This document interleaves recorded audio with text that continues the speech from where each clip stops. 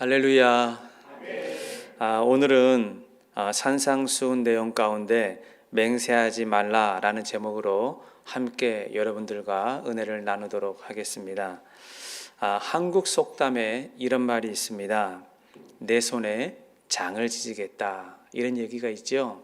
무엇이 되면, 무엇이 안 되면 내 손에 장을 지지겠다. 들어보셨습니까? 여러분들도 지금까지 지내오면서 이런 말을 몇 번 정도 해보셨습니까? 아마 한국 사람 치고 이런 말 한두 번 안 해본 사람 거의 없을 겁니다. 그런데 이 속담이 어떻게 해서 만들어졌는지 그 유래에 대해서 우리가 알고 사용을 하느냐라는 겁니다. 이 속담에 대한 유래는 제가 인터넷에 찾아보니까 두 가지가 나옵니다. 먼저 내 손에 장을 지지겠다라고 할 때 이 장이라고 하는 글자를 어떻게 보느냐에 따라서 해석이 달라집니다. 첫 번째는 이 한문으로 이 손바닥 장자래요. 손바닥의 정 가운데 내 손에 장을 지지겠다는 손바닥 장자. 두 번째는 된장, 간장 할 때 장자 있잖아요. 그 장이라고 합니다. 그러면 해석이 어떻게 될까요? 내 손에 장을 지지겠다라고 할 때 이 손바닥 장으로 해석을 하게 되면 이 손바닥의 정중앙을 불로 이렇게 지진다는 거예요. 담뱃불을 지지듯이 여기다가 막 지지겠다는 얘기죠. 그럼 아플까요? 안 아플까요? 굉장히 고통스럽겠죠. 두 번째는 된장이나 간장으로 볼 때는 이 손바닥 정중앙에 된장이나 장을 올려놓는다는 거죠. 그리고 밑에다가 불을 댄대요. 그래서 이 장을 끓인다라고 하는 뜻이라고 합니다. 자, 그러면 속담의 유래야 어찌 되었든지 간에 이 속담이 의미하는 바가 뭡니까? 내가 어떠한 고통이나 어떠한 희생을 감수해서라도 내가 책임을 지겠다라는 얘기예요. 아주 무서운 얘기죠. 자, 그렇다면 오늘 설교를 듣는 성도님들은 지금까지 손바닥에 장을 몇 번 지져보셨습니까?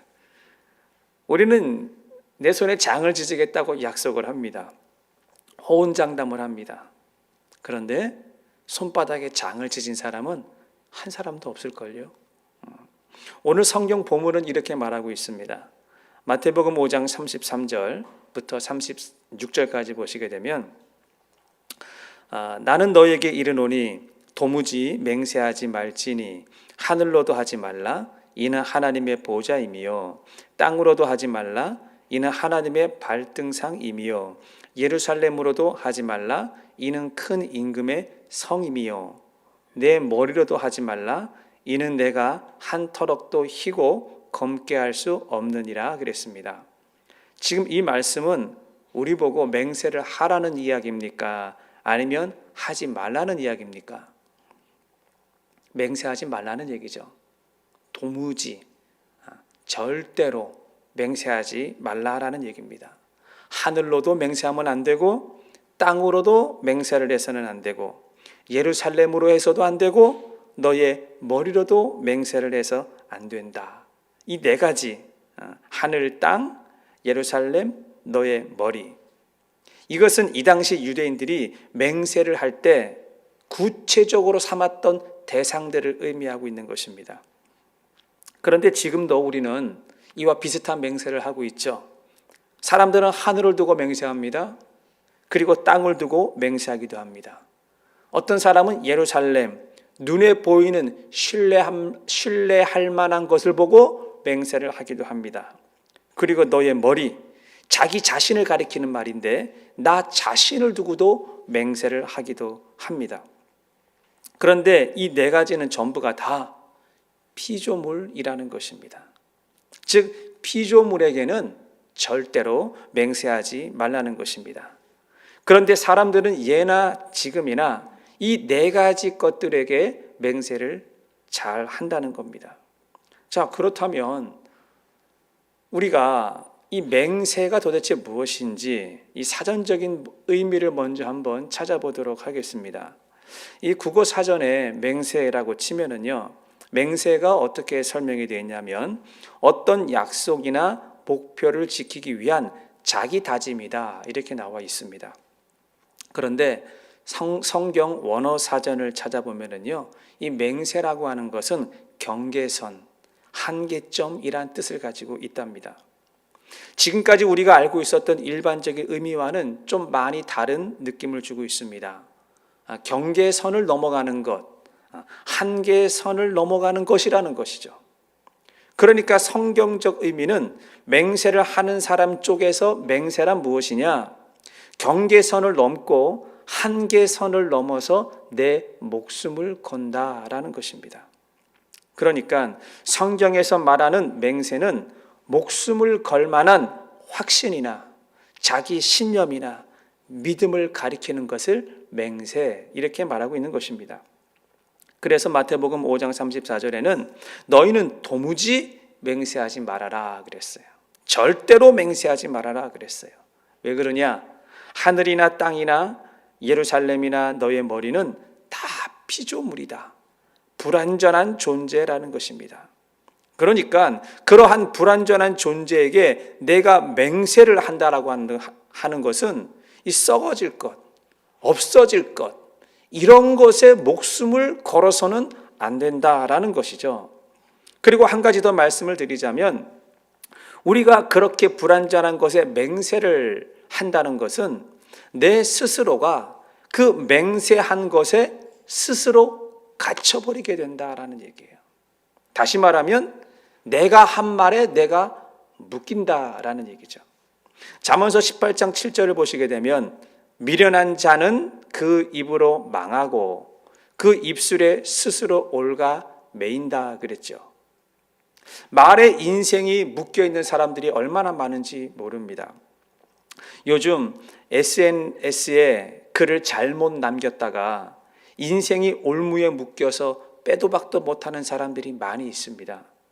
박사방으로 유명한 조주빈이 걸리기 전에 SNS에 글을 남겼습니다. 여러분 보셨어요? 나는 돈과 사람의 약점 두 가지만 믿는다. 얼마나 무서운 얘기예요? 조주빈이 믿는 것은 아무것도 없어요. 자기는 돈하고 사람의 약점, 이 두 가지만 믿는다 그랬는데 이 글이 지워지지가 않아요. 인터넷에 떠돌고 있는데 사람들이 퍼다 날르고 있습니다. 이 사람이 했던 이 말이 그 사람의 정신세계라는 거죠. 손석희 전 JTBC 사장이 인터뷰에서 남긴 글이 있죠. 여러분 인터넷 검색 엔진에 손석희 어록이라고 한번 쳐보십시오. 이 방송인이 그 수많은 했던 말들 가운데 남겼던 말, 아주 유명한 말들이 몇 가지가 있는데 그 중에 베스트에 올라온 글이 이런 글입니다. 알면서 왜 하셨습니까? 이 손석희 씨는 인터뷰를 하면서 게스트로 누가 참석을 하든지 아니면 어떤 토픽이 주어질 때 그 토픽을 가지고 상대방에게 항상 이런 말을 합니다. 알면서 왜 하셨습니까? 그런데요, 지금은 이 말이 자신을 묻고 있습니다. 그리고 언론의 문매를 맡고 있습니다. 조국 전 장관의 부인 정경심 씨도 마찬가지죠. 인터넷 검색창에 정경심의 거짓말이라고 한번 쳐보십시오. 말 바꾸기에 대한 엄청난 비난의 댓글이 올라오고 있습니다. 사람은 맹세를 하지 않아도 자신이 했던 말에 자신이 묶이게 되어 있습니다. 그런데 맹세를 한다. 내가 무엇인가에 목숨을 걸고 말을 한다. 그렇다면 그만한 대가를 지불하게 되어 있는 것입니다. 여러분 여호수아를 보십시오.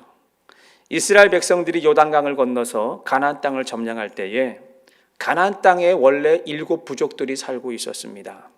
그런데 이 7 부족들이 이 가나안 민족에 대한 소문을 듣고 너무나 두려웠던 거예요. 그런데 그 가운데 기브온 족속이라고 있었는데 이 기브온 족속이 이스라엘 백성들에게 스스로 찾아가서 속이기로 마음을 먹었습니다. 그래서 말라 비틀어진 떡과 헤어진 신발과 그리고 낡은 가죽 부대에 포도주를 담고 이스라엘 민족을 찾아갔습니다. 그리고 이렇게 말을 합니다. 우리는 저 멀리 동방에서 온 사람들인데 이것을 보십시오. 우리가 집을 떠날 때 만든 빵, 이 빵이 너무 오랜 시간 걸어오다 보니까 말라 비틀어져서 곰팡이가 났습니다. 우리가 집을 떠날 때 신었던 이 신발은 새 신발이었는데 얼마나 우리가 걸어왔든지 신발에 구멍이 났습니다. 그리고 이 포도주 가죽 부대는 원래 새 것이었는데 낡아서 터지기 일보 직전이 되었습니다. 그리고 그들이 이렇게 말을 합니다. 우리는 당신들이 섬기는 하나님께 경배하러 온 사람들이니까 우리와 다투지 말고 우리와 조약을 맺자는 거예요. 그리고 우리와 함께 잘 지내보자라고 말을 했습니다. 그리고 양식을 내어 보여줬습니다. 여호수아서 9장 14절에 보시면 무리가 그들의 양식을 취하고 어떻게 할 것을 여호와께 묻지 아니하고 여호수아가 곧 그들과 화친하여 그들을 살리리라는 언약을 맺고 회중 족장들이 그들에게 뭘 했다고요? 맹세하였더라 라고 나와 있습니다. 성경에서 말하는 의미가 제가 무엇이라고 말씀을 드렸죠? 경계선을 넘어가는 것, 한계점을 넘어가는 것, 경계선을 넘고 한계선을 넘어서 목숨을 걸 만한 확신을 가지고 그리고 자기 신념과 믿음을 나타내는 것, 그것이 맹세라고 말을 했습니다. 그런데 글쎄 여호수아가 덜컹 맹세를 하고 말았습니다. 하나님께 묻지 아니하고. 하나님께서는 맹세를 함부로 하지 말라 그랬습니다. 그런데 맹세를 했다는 거죠. 자, 그래서 결과가 어떻게 되었습니까? 여러분 여호수아서 이후에 성경책을 계속 읽어보십시오. 가나안 땅을 정복하고 난 후에 사사 시대를 지나면서 사무엘 시대까지 오면서 이 기브온 민족은요 이스라엘 민족 곁에서 떠나지를 않아요. 항상 곁에 있는데 쫓아낼 수가 없잖아요. 맹세를 했으니까. 그들의 역할이 무슨 역할이었느냐? 올무, 찌르는 가시 역할을 했다라는 거예요. 여러분 가시 얼마나 아픈 줄 아십니까? 이것이 잘못된 맹세에 대한 대가 지불이었습니다. 그러니까 하나님께서는 왜 우리에게 맹세를 하지 말라고 하셨는지 아시겠습니까? 하나님의 뜻에서 벗어난 맹세는 스스로 만들어 버리는 룰이라는 것입니다. 그래서 하나님의 뜻이 아닌데 스스로 맹세를 해요. 그리고 하나님이 원하지 않는 룰을 자기 자신이 이렇게 만들어 버리는 거예요. 그리고 우리는 맹세를 했기 때문에 그 맹세 안에 갇히게 되는 것입니다. 어떤 사람은 건강을 놓고 맹세하는 사람이 있습니다. 병을 고쳐주십시오.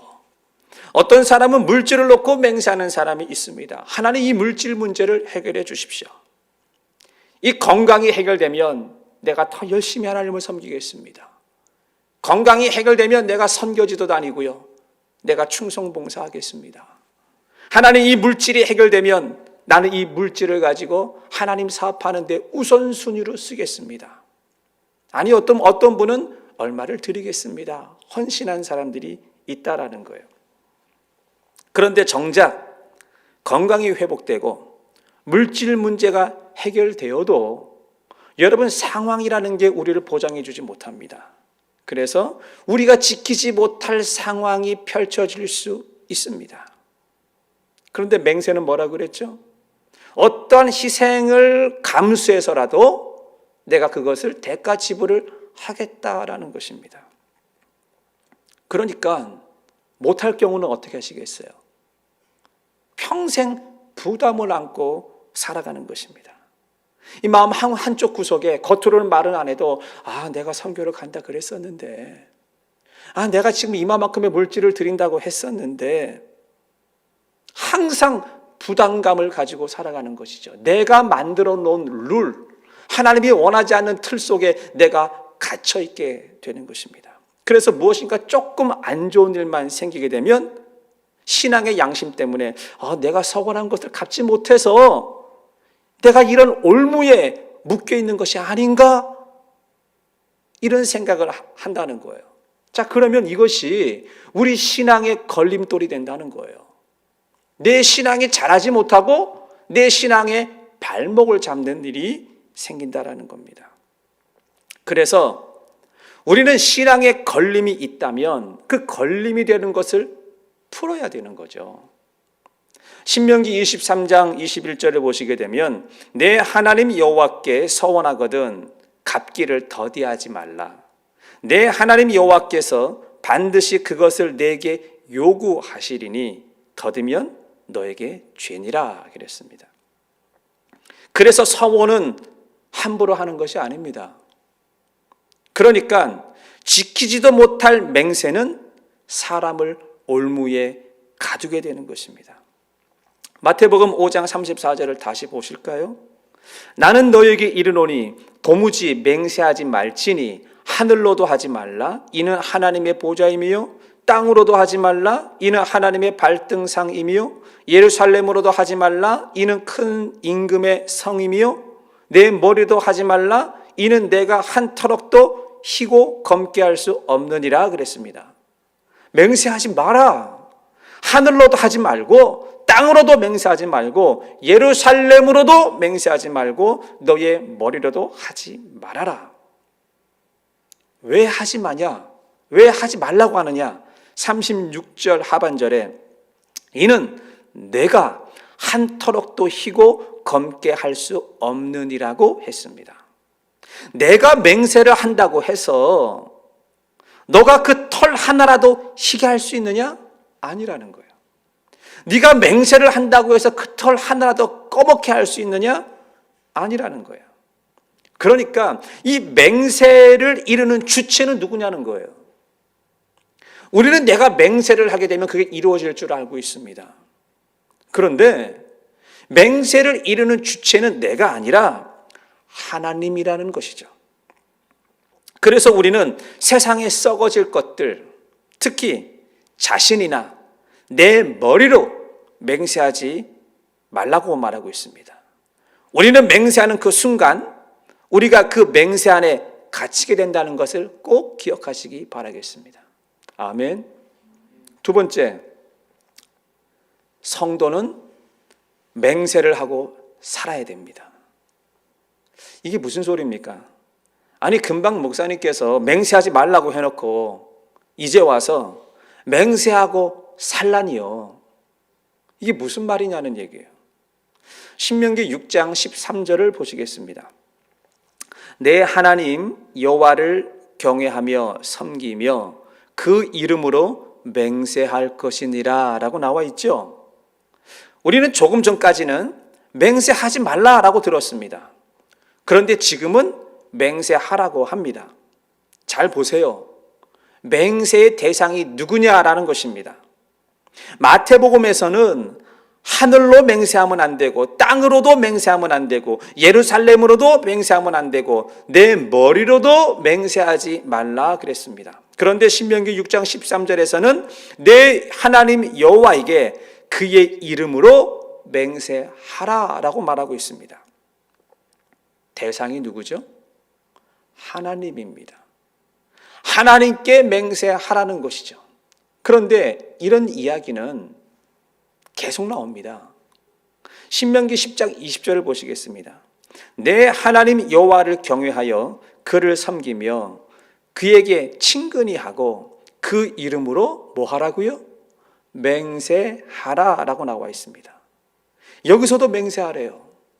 그런데 누구에게 맹세하라고 가르치고 있냐면 그의 이름으로 맹세하라고 가르쳐주고 있습니다. 제가 설교를 시작을 하면서 성경에서 말하는 이 맹세에 대한 의미를 말씀을 드렸습니다. 자, 맹세가 뭐라 그랬죠?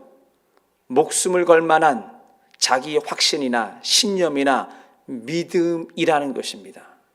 자, 그렇다면 모세오경 율법서에, 특히 신명기서에 이 맹세라고 하는 말이 많이 나오는데, 신명기 안에서만 본다면 이 맹세라는 단어가 몇 번 나올까요? 우리는 요즘 신명기를 가지고 큐티하고 있습니다. 그래서 제가 신명기를 맨 처음부터 지금까지 읽으면서 이 맹세라는 단어가 몇 번 나오는지 이렇게 동그라미를 한번 쳐봤는데 너무 헷갈리는 거예요. 그래서 그 인터넷에 보면은 이 성경 단어 검색하는 사이트가 있거든요. 그래서 제가 범위를 신명기로 정해놓고 그다음 맹세가 몇 번 나오는지 검색해봐라 하고 엔터를 쳤더니 신명기 안에만 맹세라고 하는 단어가 35번이 나오더라고요. 제가 가만히 생각해 봤어요. 신명기가 몇 장까지 있죠? 34장까지 있어요.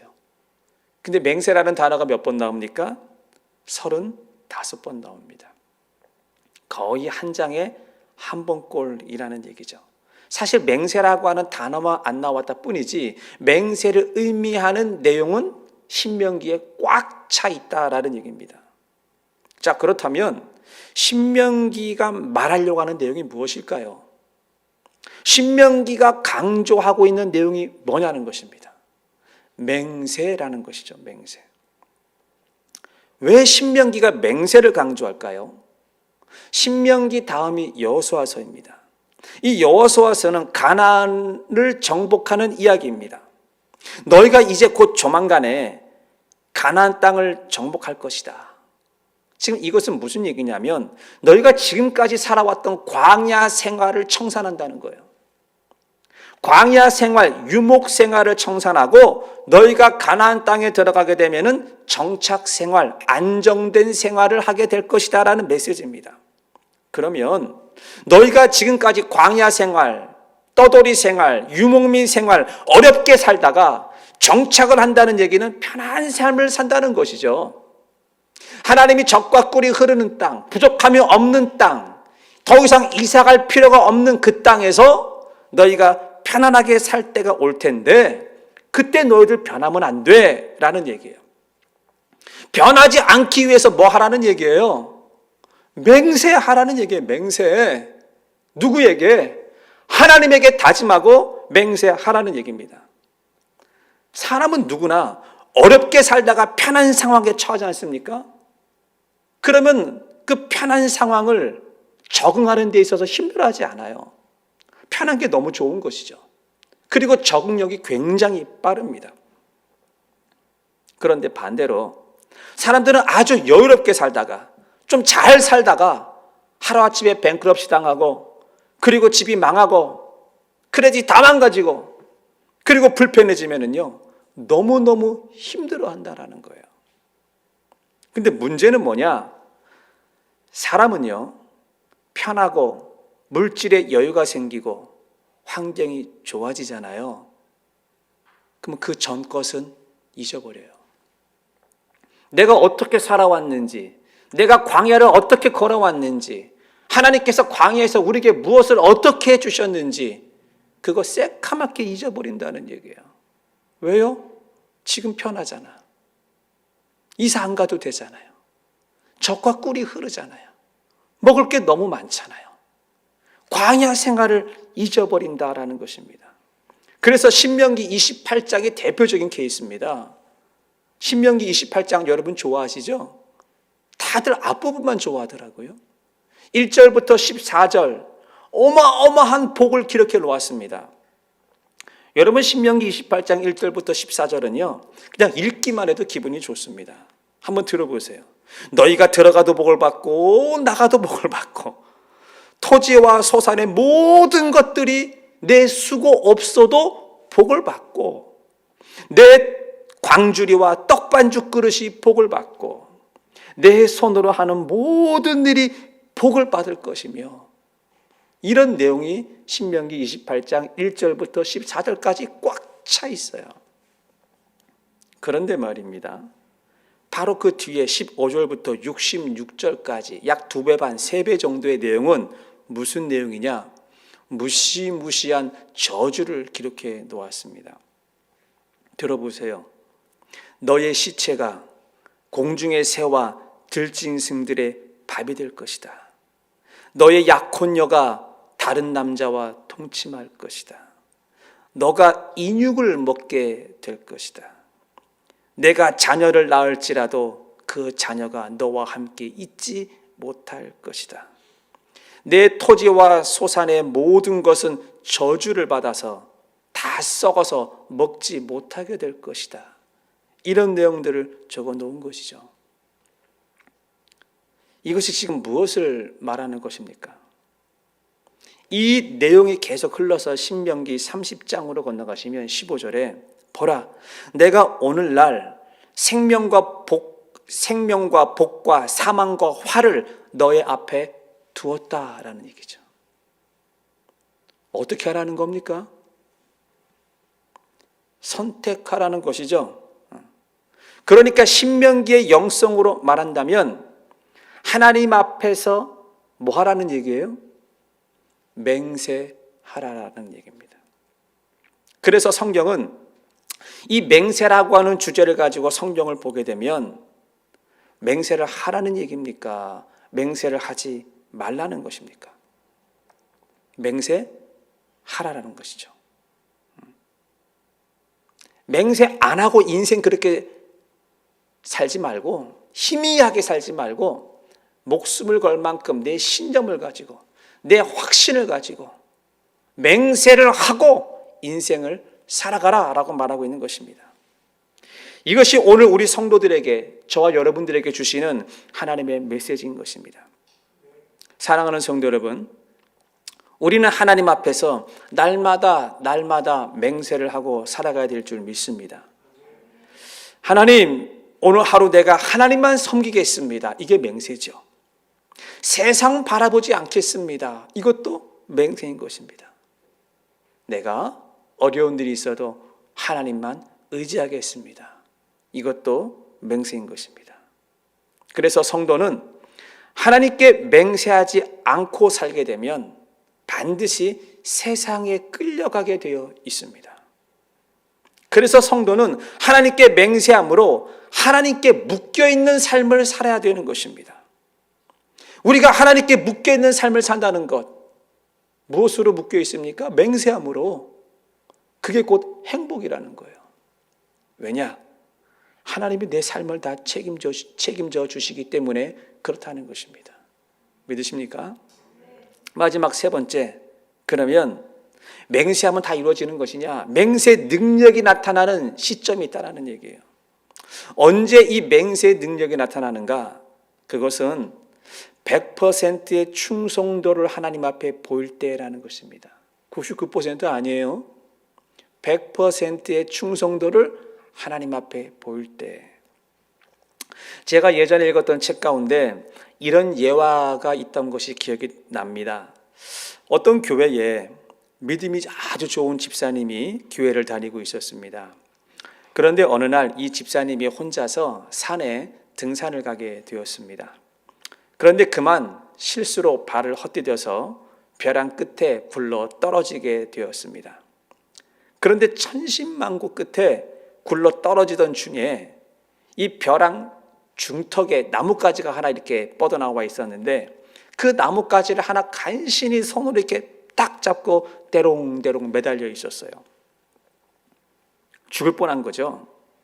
그래서 나뭇가지를 딱 붙잡자마자 이렇게 말을 했답니다. 역시 믿음 좋은 집사님이니까 첫 마디가, 하나님 정말로 너무 감사합니다.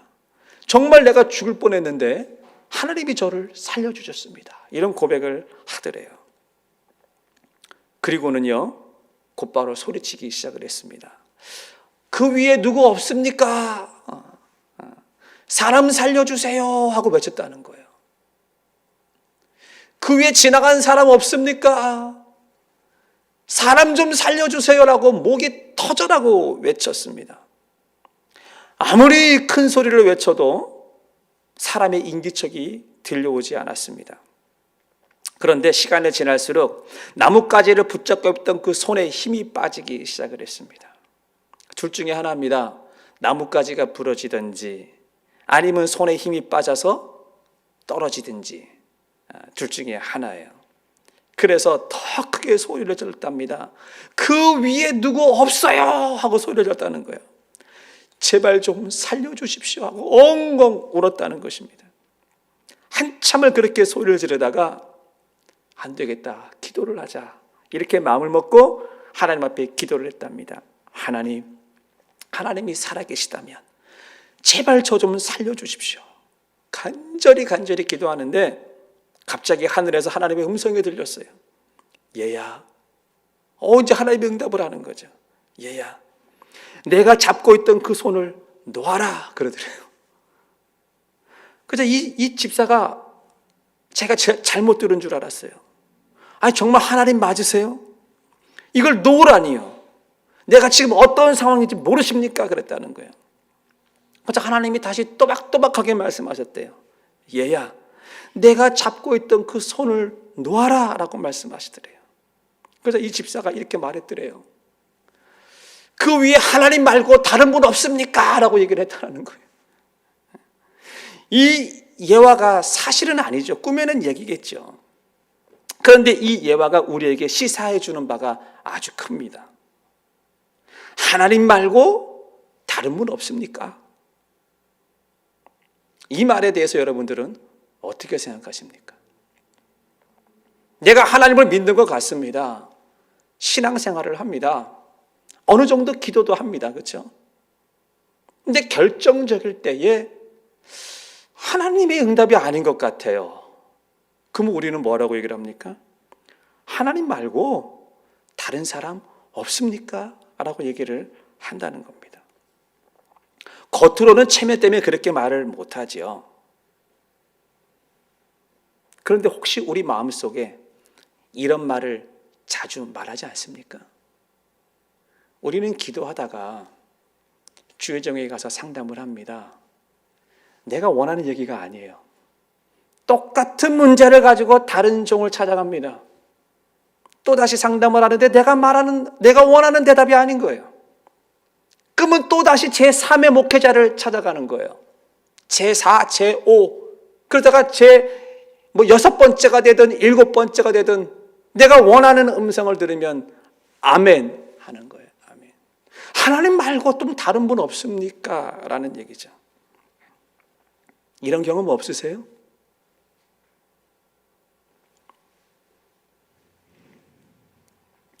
저는 바로 이 부분에 대해서 요셉에 대해서 한번 좀 묵상을 해보았습니다. 다시 말하자면 이 요셉의 맹세라고 제가 한번 제목을 만들어 봤는데, 하나님께 자신의 인생을 100% 맡긴 요셉의 인생에 대해서 한번 생각을 해보자라는 겁니다. 99%가 아니고 100%. 요셉은 형들에게 미움을 받는 시점이 있습니다. 요셉이 형들에게 미움을 받아서 짐승을 잡으려고 파놓은 웅덩이에 어느 날 빠졌어요. 우리는 그냥 성경을 읽으면서 빠졌구나 라고 보지만, 여러분 그 캄캄한 밤에 짐승을 잡으려고 파놓은, 뛰어 올라올 수도 없고 기어 올라올 수도 없어요. 그 깊은 광야의 그 웅덩이 속에서 요셉이 그 밤을 보내면서 무슨 생각을 했을까? 저는 그런 생각을 한번 해본 적이 있습니다. 날이 밝아오자 지나가던 애굽 상인들에게 노예로 팔렸습니다. 손과 발에 사슬이 묶여서 노예처럼 팔려갔습니다. 요셉이 무슨 생각을 했을까요? 그리고 보디발의 집에서 노예로 팔려서 그동안에 한 번도 해보지 않았던 일들입니다. 힘든 일을 해야 됐습니다. 그리고 더럽고 허드렛 일, 이런 일들을 해야 했습니다. 그거 하면서 요셉이 무슨 생각을 했을까요? 보디발의 아내에게 누명을 뒤집어 썼습니다. 그때 무슨 생각을 했을까요? 내가 충성했는데, 젊은 나이에 감옥에 들어갔습니다. 감옥 안에서 무슨 생각을 했을까요? 너무 억울하지 않습니까? 아마 이런 생각 한 번쯤은 해보지 않았을까요? 하나님, 이게 말이 됩니까? 하나님 왜 이러시는 겁니까? 단 1%도 이 생각을 안 해봤을까요? 하나님 살아계신 건 맞아요. 거기 하나님 말고 좀 다른 분 안 계세요? 이런 생각을 안 해봤겠느냐라는 겁니다. 그런데 시편 105편 19절에 보시면 이렇게 나와 있습니다. 곧 여호와의 말씀이 응할 때까지라. 여러분 시편 105편의 17절부터는요, 이 요셉에 대한 이야기입니다. 하나님께서 말씀이 응할 때까지 요셉을 어떻게 했다고요? 단련하였도다라는 거예요. 저는 여기서 이 단련이라고 하는 말이 참 마음에 와 닿았습니다. 하나님이 지금 요셉에게 무엇을 보기 위해서 요셉을 단련하는 겁니까? 너 이래도 요셉에게 있어서 그 충성도를 보는 거죠. 99%가 아니고 너는 100% 이래도 나만 바라보겠느냐라는 것입니다. 요셉은 17살 때 꿈을 꾸었습니다. 어느 날 밭에서 곡식을 베고 있는데 갑자기 볕단들이 일어나서 자기들에게 절을 하는 꿈을 꾸었습니다. 이런 꿈을 꾸는 것도 신기한데 얼마 안 있어서 또다시 꿈을 꾸죠. 해와 달과 11별들이 자신을 둘러싸더니 자신에게 절하는 꿈을 또 꾸었습니다. 여러분 만약에 이런 꿈을 연거푸 꿨다고 한다면 여러분 이 꿈을 개꿈이라고 취급하시겠어요? 가슴속에 꼭꼭 담아두지 않겠습니까? 요셉이 이런 꿈을 가지고 있는데 하나님이 단련하는 거죠. 그러면 우리는 하나님 앞에 알고할 수 있습니다. 내가 꾼 꿈은 뭡니까? 왜 이러시는 거예요? 라고 말할 수 있다는 얘기예요. 여러분 우리는 이 요셉이 꿨던 꿈을 꿈만 꾸면 그냥 공짜로 이루어지는구나 라고 생각을 하죠. 그냥 가만히 있으면 꿈대로 되는 줄 알아요. 어떤 분들은 어느 주여정에 가서 예언을 받았다 어쨌다 이런 분들이 간간히 있어요. 간간히. 그리고 그 주여정이 이렇게 얘기를 했다는 거예요. 우리 아이가 어떻게 앞으로 될 것이 하나님이 어떻게 쓰실 것이고 그만큼 노력을 해야 되는 거죠. 아무것도 안 하고 예만 받고 우리 애는 그렇게 된대.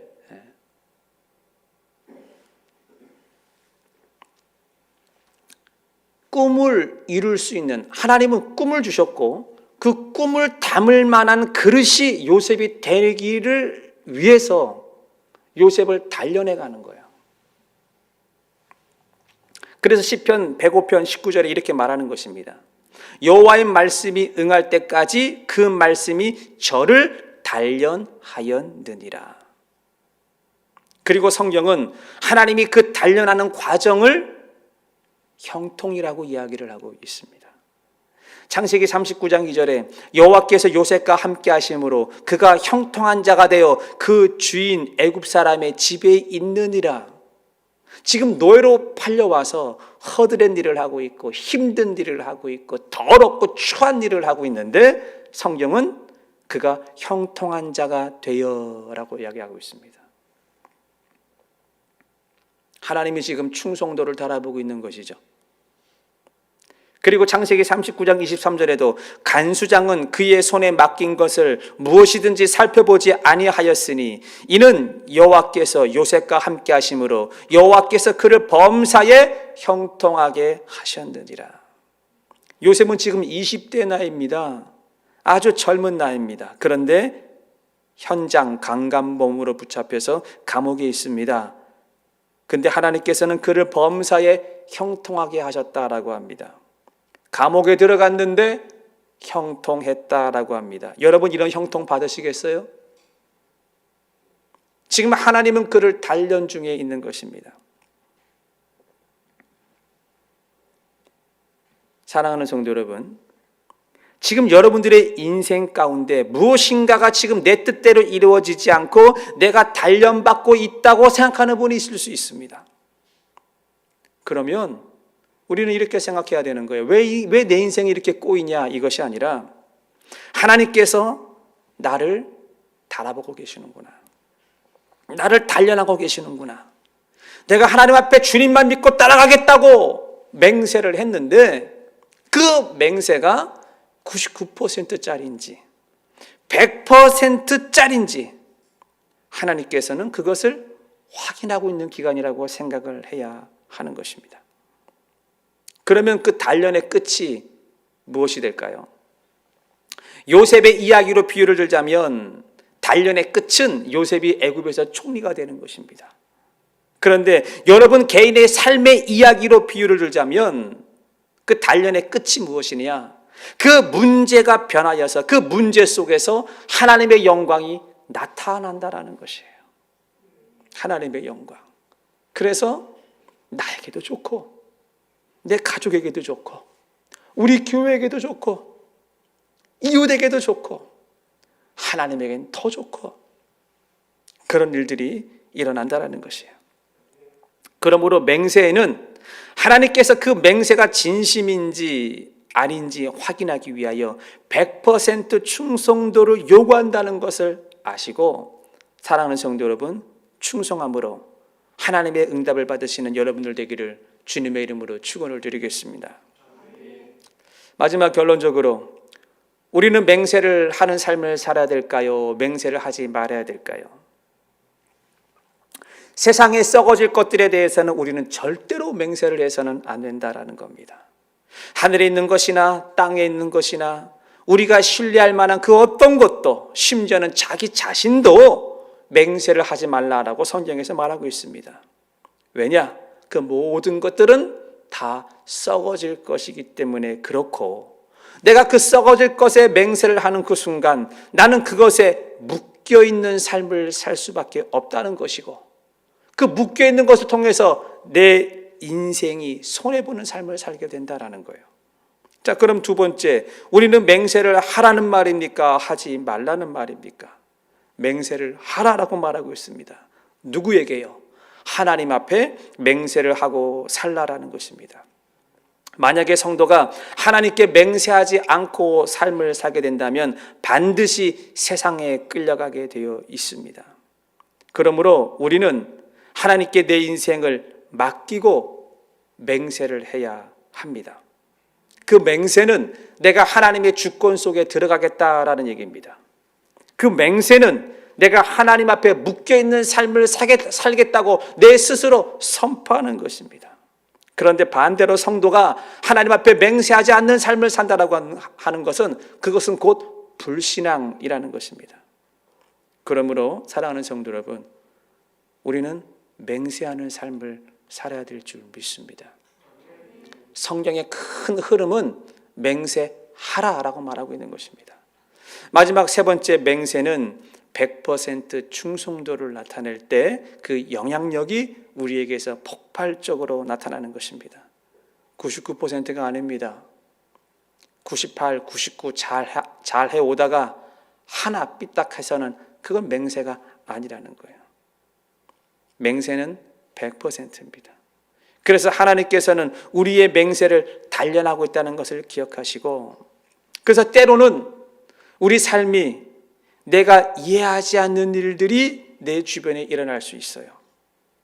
그런데 내가 맹세를 했다면 신념, 확신, 믿음을 갖고 있다면 내가 원하지 않는 삶이 내 삶 속에 일어난다 하더라도 맹세가 그것을 뛰어넘게 되는 것입니다. 내 인생을 이끄는 분이 하나님이시고 하나님께 내 인생을 맡기는 로드십의 삶을 살기를 주의 이름으로 축원을 드리겠습니다. 오늘 설교 마무리하면서 우리 성도들과 오늘도 함께 부르고 싶은 찬양이 있습니다. 주님만이라고 하는 찬양인데요. 나 약해 있을 때에도 주님은 함께 계시고 나 소망 잃을 때에도 주님은 내게 오시네 라고 하는 찬양입니다.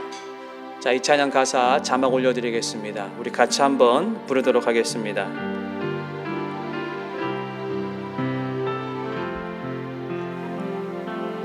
나 약해 있을 때에도 주님은 함께 계시고, 나 소망 잃을 때에도